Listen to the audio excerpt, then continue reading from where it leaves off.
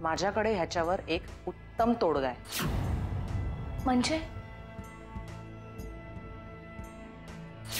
तू आता फक्त बघ मी काय करते ते. कुणी बी यावं टिकली लावून जावं अशी अवस्था झाली बघा तुमची. आत्याबाई तर तुम्हाला अजून पण परकरी पोलगी समजतात. काय काय बोलून गेले आता.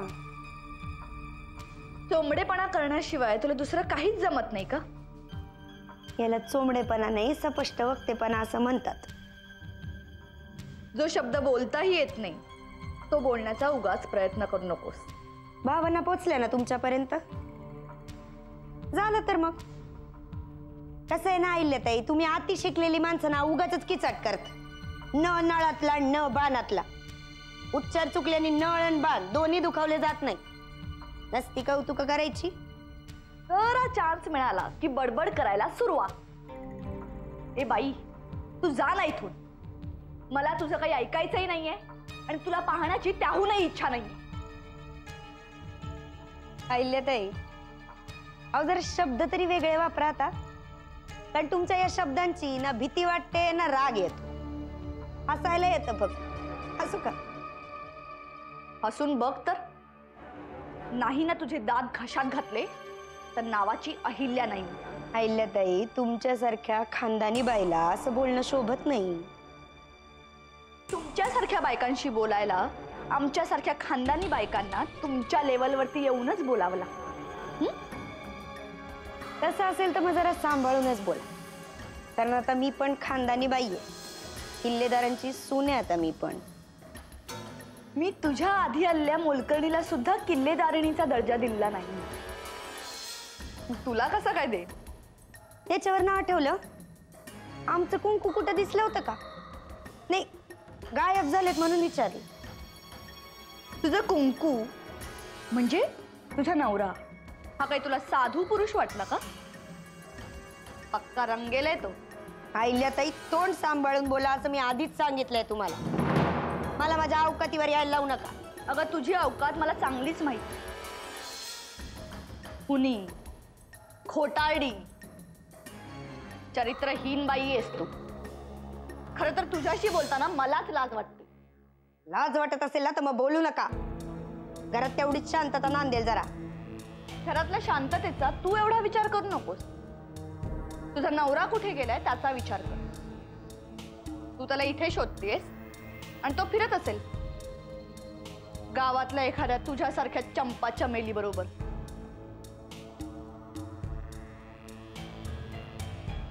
रंगेलाय ना तो.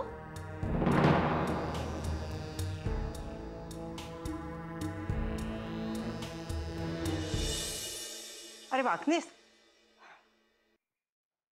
बरं झालं तुम्ही इथेच भेटलात. ते नरसिंहाला भेटून आलात ना? कसा आहे तो? साहेबांची मनस्थिती फारशी काही ठीक नाहीये. हे प्रकरण फारच मनाला लावून घेतले त्यांनी.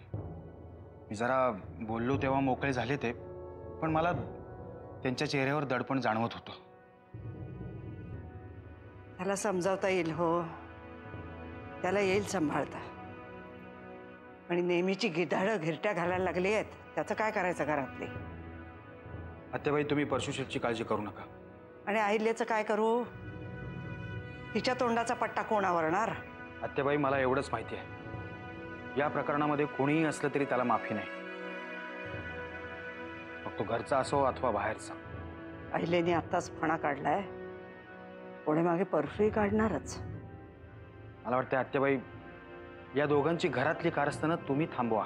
तुम्ही सांभाळा. आहे ते बाहेर काय करणार नाहीत हे मी बघतो. अहो कशी सांभाळू? या सगळ्यामुळे नरसिंहाला किती त्रास होणार आहे याची कल्पना आहे का तुम्हाला? पण आत्याबाई यांची तोंड मी या घरामध्ये नाही बंद करू शकत. हे फक्त तुम्हीच करू शकता.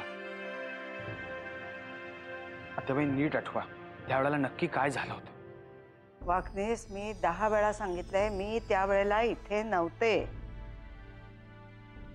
नरसिंहाला मी एकदम पाहिला तो लक्ष्मीबाईंच्या मांडीवरच.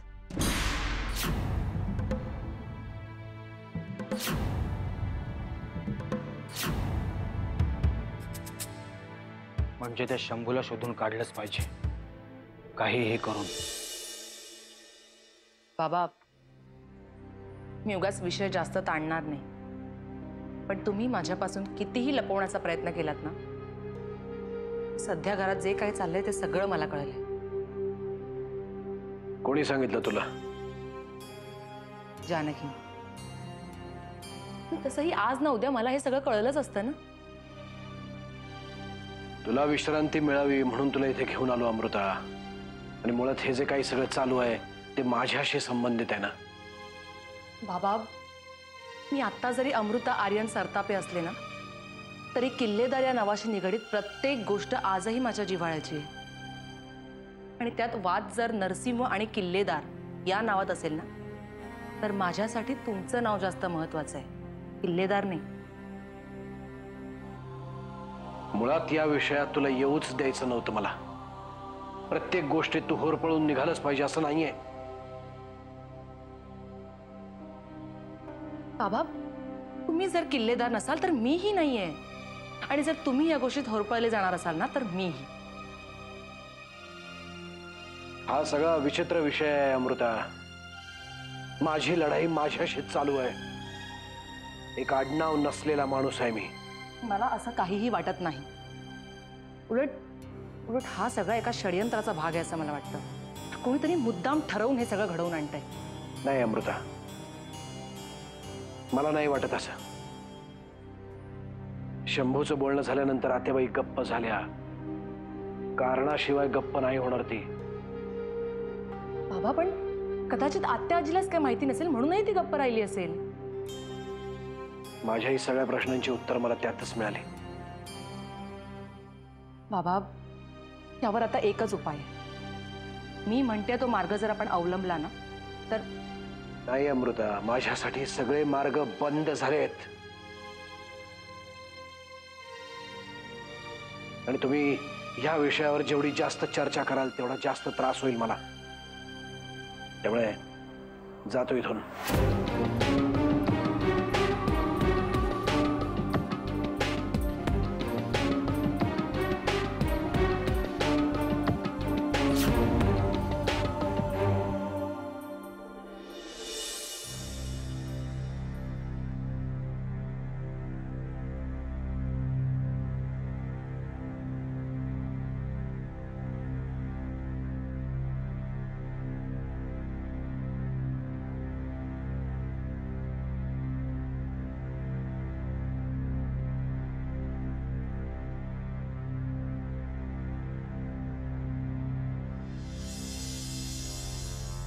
कुठून सुरुवात करावी तेच कळत नाही. अचानकच हा असा दुरावा निर्माण झाला बघ आपल्यात. म्हणजे इतके वर्षांचं प्रेम राहायला बाजूला, आणि लक्षात राहतोय तो फक्त परवाचा दिवस. आत्याबाई, आपल्यापैकी कोणालाच असं काही वाटत नाहीये. जे काही वाटतंय ना ते फक्त ह्यांनाच. त्याचं वाटणं मी समजू शकते ग. किल्लेदार या आडनावावर फार प्रेम आहे त्याचं. फार अभिमान होता त्याला आपलं आडनाव किल्लेदार आहे याचा. त्याला सांभाळायला पाहिजे जानकी. खूप अवघड आहे आत्याबाई, कारण हे काहीही बोलायला तयार नाहीये. त्याला बोलतं कर जानकी. तो जर बोलला नाही ना तर सगळा राग मनात राहील त्याच्या. आत्याबाई, यांच्या जन्माबद्दल घेतलेला संशय हा खोटा आहे. तुझ्या तोंडात साखर पडू दे ग बाई. पण आपल्या समाधानासाठी तू हे बोलली असलीस तरी त्याने परिस्थिती थोडीच बदलणार आहे. म्हणजे तुम्हालाही असंच म्हणायचंय की हे सगळं खरं आहे म्हणून? शंभू म्हणतो त्याप्रमाणे त्यावेळचा तो एकटाच साक्षीदार आहे. पण मला याच्यात का गोवतोय तेच मला कळत नाही. मला खरंच काही माहिती नाहीये, आणि माहिती असतं तर मी गप्प बसले असते. आत्याबाई, यांना समजवण्याची ताकद फक्त तुमच्यात आहे. त्यामुळे तुम्हालाच पुढाकार घेतला पाहिजे. तो नाही ग माझा ऐकणार. त्याचा असा गैरसमज झालाय, या सगळ्या प्रकरणात मी त्याच्यापासून काहीतरी लपवते. आता तूच सांग, त्याला एवढा त्रास होत असताना मी काही लपवीन का ग त्याच्यापासून? आत्याबाई यांची कशी समजूत काढायची तुम्हीच सांगा. कधी वेळ त्याचा आली सांगायची तर त्याला सांग, तो दादा वहिनींचा मुलगा आहे की नाही याच्याशी मला काही देणं घेणं नाहीये, पण मी त्याला माझ्या मुलासारखं वाढवलंय, त्याच्यामुळे तो माझा कायम मुलगाच राहणार आहे.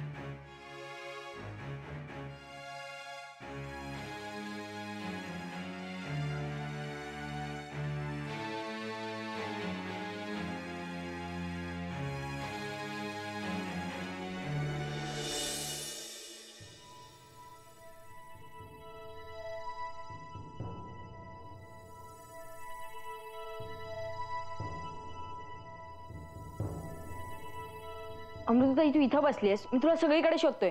बरं ते जाऊ दे, आपण देवळात जाऊया ना, आणि त्यानंतर घाटावर. आज देवळाजवळ कोंबड्यांच्या झुंजी होणार आहेत. गण्या, हे बघ आज नको, आज माझा मूड नाहीये प्लीज. अगं आज नको काय, वर्षातून एकदाच होतात ग त्या कोंबड्यांच्या झुंजी. गण्या सांगितलं ना नको म्हणून. म्हणजे हे बघ तुला जायचं तर तू जा ना खरंच. काय झालंय अमृताताई, आपण इथं मजा करण्यासाठी आलोय ना, नुसतं घरात बसून तरी काय करणार आहे. चल ना बाहेर जाऊया. गण्या रे प्लीज रे, माझी तब्येत ठीक नाहीये. आधी म्हणालीस की मूड नाहीये, आता म्हणते तब्येत ठीक नाहीये. नक्की झालंय तरी काय? काहीही झालेलं नाहीये. आणि काय रे, घरात घडलेल्या सगळ्या गोष्टी तुला कळल्याच पाहिजेत का? तुझ्याबद्दल आणि जानकीताईबद्दल असेल तर नक्कीच कळली पाहिजे. बरं बाबा, आमच्या बाबतीत नाहीये बस. मग ठीक आहे, आपल्याला काही करायचं नाहीये. बरं एक सांग, तुझं खरं कारण कोणतं मानू? तब्येत ठीक नसल्याचं का मूड ठीक नसल्याचं? गण्या आता मात्र फटके दे ना तुला. गंमत करतोस माझी? अगं नाही ग, तू चेहरा पाडून बसली होतीस ना म्हणून गंमत केली. तू नाही येतेस ना, मग मी एकटाच जातो. हा जा.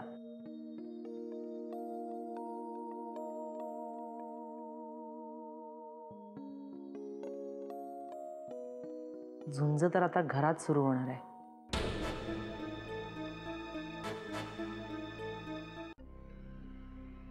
अमृताताई, अमृताताई.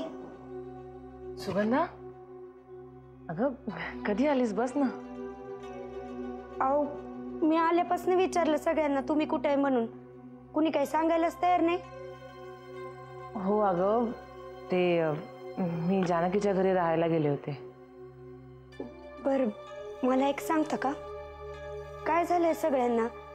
सगळे असे सुटके चेहरे करून का बसले? का? परशु काकाने सांगितलं नाही तुला? घ्या, आल्यापासून दिसले तर पाहिजेत ना मला. गायब झालेत कुठेतरी, आणि दिसले जरी असते तरी विचारल्यावर सांगतीलच असं काही आहे का? हे बघ सुगंधा, घरात सध्या वेगळीच गडबड चालू आहे. गडबड चालली म्हणजे? नाही, सांगण्यासारखं नसेल मला तर सुगंधा, अगं आता तुझ्यापासून लपवून काय फायदा होणार आहे आमचा?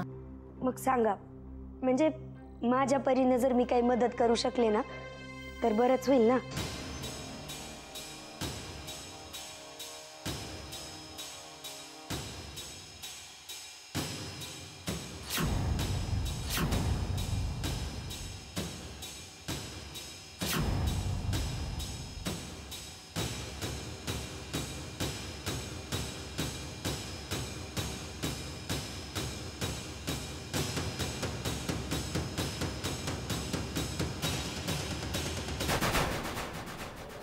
अरे तुला हळू पळता येत नाही?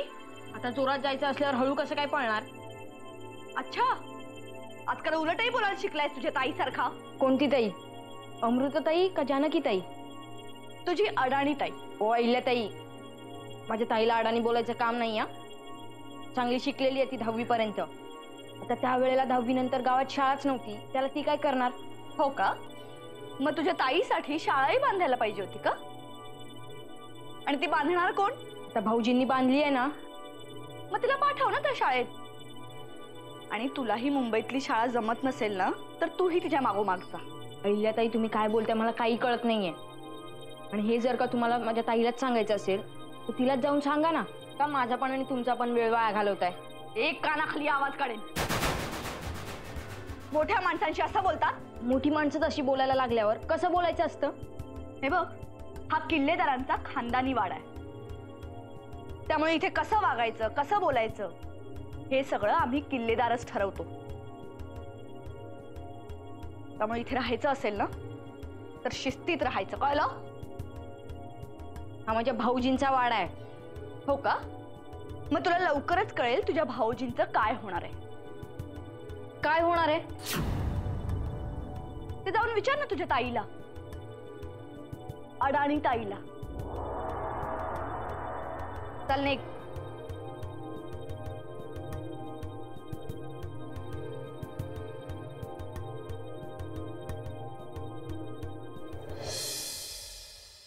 भाऊजी, मला थोडं बोलायचं होतं तुमच्याशी. वेळ नाही माझ्याजवळ. बोलायचंच असेल तर दुसऱ्या कोणाशी तरी जाऊन बोल. मला माहितीये तुमच्या लेखी मला काहीच किंमत नाही या घरात. मग तरी का आलीस माझ्याशी बोलायला? अहो, कारण आमचे हे आहेत ना, ते तुमच्याशिवाय दुसऱ्या कुणालाच घाबरत नाही अहो घरात. याच्याविषयी बोलायचं असेल तर बोलूच नकोस. अजिबातच वेळ नाही मग मला. मम्मी माझं गारानं घेऊन कुणाकडे जाऊ हो भाऊजी? भाऊजी म्हणू नकोस मला. त्याला भाऊ मानत नाही मी. हो, मागचे काही दिवस यांचा काहीच पत्ता नाही, फोन पण लागत नाही, काय कळत नाही हो. पोलिसात जाऊन तक्रार दे. माझ्याजवळ कशाला आलीस? नाही, मला असं कळलं की तुम्ही यांना शोधायला माणसं पाठवलीत म्हणून. ते माझं त्याच्याकडे काम आहे म्हणून तुझा निरोप पाठवायला नाही. काढा शोधून यांना, आणि कारण पण शोधून काढा, का गेलेत आणि कुठं गेलेत ते. ऑर्डर द्यायची नाही मला. शोधीनच त्याला. नशीब एवढं तरी बोलला बाबा आज महेश. आमचं बी ना तर कुठं गायब झाले देवालाच माहित.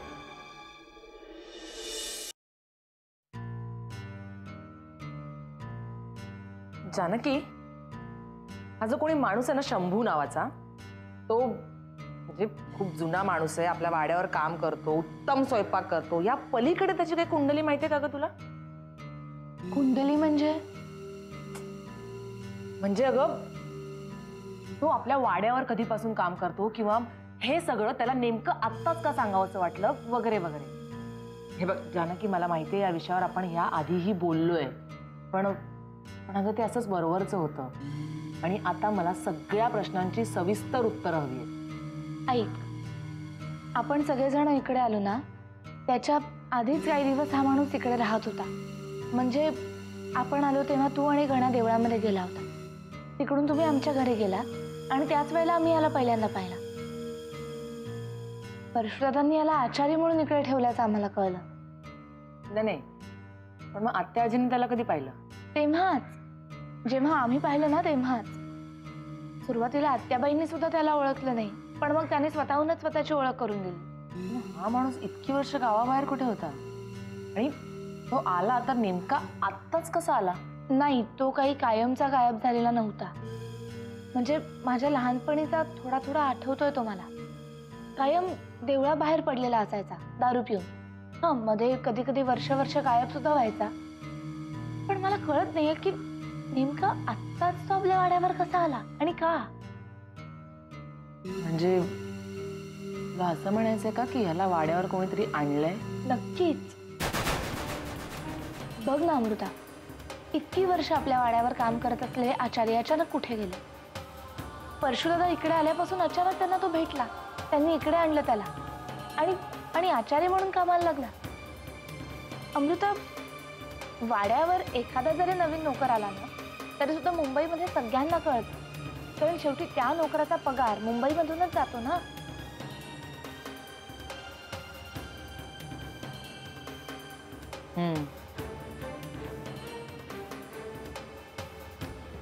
बरोबर आहे तुझं. त्यामुळे या सगळ्यावर मी जो विचार करते ना तोच उपाय योग्य आहे. तू हे आधी पण बोलली होतीस. नक्की काय करणार आहेस तू?